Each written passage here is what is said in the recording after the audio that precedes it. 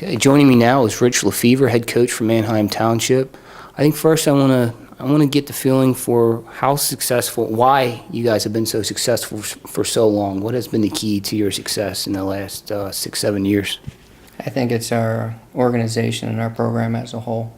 It's got to start obviously with school support. We got tremendous school support from administration up through the district office, obviously through our athletic director. And then I think our organization, in terms of our board and the MTLA, continues to raise the necessary funds to give kids an opportunity. And our program's strong, grades 3 through 12. So we keep reaping the benefits of investing in the youth. And now that class, we continue to get kids who've now played 7, 8, 9, 10 years. It's obviously, making our jobs a little bit easier. Yeah, it seems that, and I know you have a saying that tradition never graduates, and that has been the case, especially the last 4 years. You have all these All-Americans, they leave, and kids underneath fill in that role as All-Americans. It's gotta please you, all the hard work you guys have put in to reap that benefit. Yeah, I think that's everyone's goal, is to take a kid to his maximum potential. And, it's always, obviously, it's beneficial that the kids we have had who've been successful have also gone on to college and been successful. So there isn't a day that goes by that, our kids aren't tracking. They were all listening to Timmy play last night when he got 3 goals and beating Navy. They're all tracking Zielinski. Now Danny Wirtz is starting for Ohio State.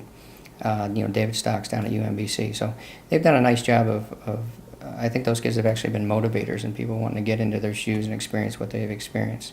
So, it's kind of taking care of itself. And you have kind of a unique philosophy. I know 3 years ago, I think it was, you guys started out 5-7, and you didn't hit the panic button, and it worked out because you won leagues and you won district. Explain a little bit your philosophy and how that has helped you.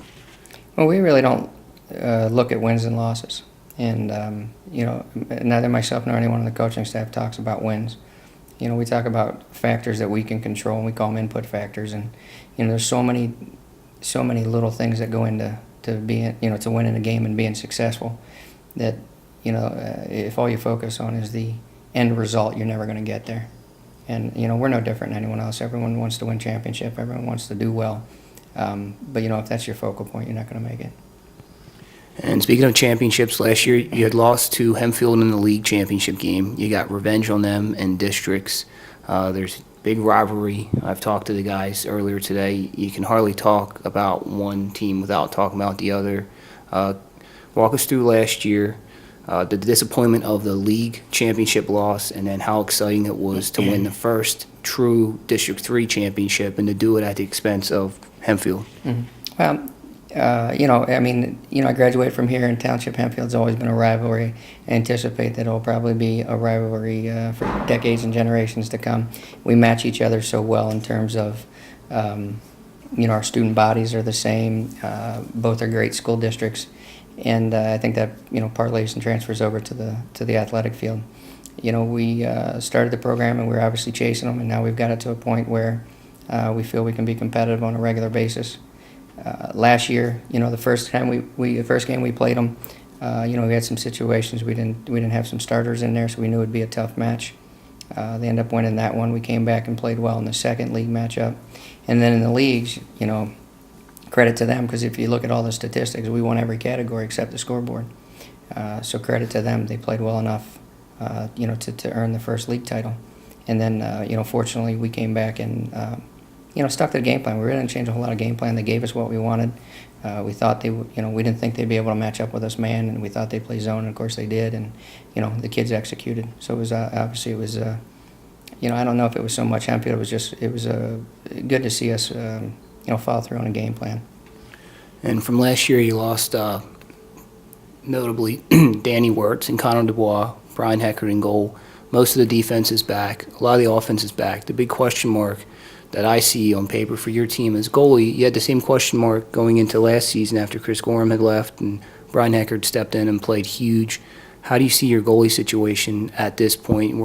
There's still a week left before the regular season starts. Do you have an idea of how that's going to work out, if you want to tell me? Everyone's worried about our goalie, but everyone was saying the same thing last year. And I have full confidence in our staff. That we're going to prepare kids to the best of their ability, and we'll be able to put a quality product out there.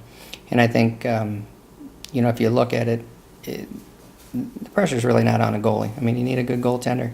Obviously, the greater the goaltender you have, obviously the better you are. But it all goes back to your defense. Forcing shots that where you want them to be taken. So actually, if anything, the pressure's more on the defense than it is the goaltender. I talked to Mark Stratton about Tim and having, people like Tim, John, Jay Ridinger, and you go down, you have Chris Lazinski, you have Danny Wirtz, you have all these guys that these younger guys can look up to. And when it's time for them to take the role that these previous guys had, up until now, this season yet to be seen, they've been successful in filling that role. How much easier is it for these younger kids when they're asked to step into those roles, to step into them, having witnessed what the guys previous to them have done? I think it's a huge benefit for our kids. Being able to refer back to what they did and take some of their strengths, and we don't try to I have never and will never try. I won't try to make Mark Timmy. I identify Mark's strengths and we try to put him in a position where he can help us. And everybody has a role on the team. And the kids know, one of the sayings we have, the names change, but the game remains the same. So they know that the big question coming in is who's going to play a role. But I think that helps us in the off season because they're preparing themselves and working to step up for a certain role that they might be interested in. Is it kind of, I know in football, Central obviously is always good, and none of the senior kids that come in, they never want to be the first team that doesn't win districts. Is that similar here, or is it a little different? That's a good question. You'd probably have to ask them because we don't talk about wins and losses, and we don't. There's not a whole lot of celebration after we win titles. And I said, I tell the kids all the time, one of my weaknesses is, we don't stop to smell the roses enough, but we spend all summer enjoying what we did. But you're too busy. If you're fortunate enough to win a title, you got to turn around in 2 days and play another game. So there's not a whole lot of time to celebrate it. So they personally might feel that way. I'm not sure. We're too busy living in the moment, trying to make each individual the best player they can be. And finally, a little curveball. You obviously know what my name is, but you seem to have this thing and call me media guy. Kind of explain your thought process in that whole thing. I think it's just an easier term for you. It's just well-rounded. And just so everyone knows, I have made the request that I think he should change it to LaxFacts by the media guy. A request that's denied. Yeah. It's also, our guys refer to him as, hey, coach, the media guy's here. And even my 6-year-old, when the phone rings, his dad, the media guy again. So it just seems to be a name that is stuck, and we give everyone nicknames. So you just apparently got one too. For the record, it hurts my feelings a bit, but I don't think I have a choice in it. Thanks, Rich. You bet.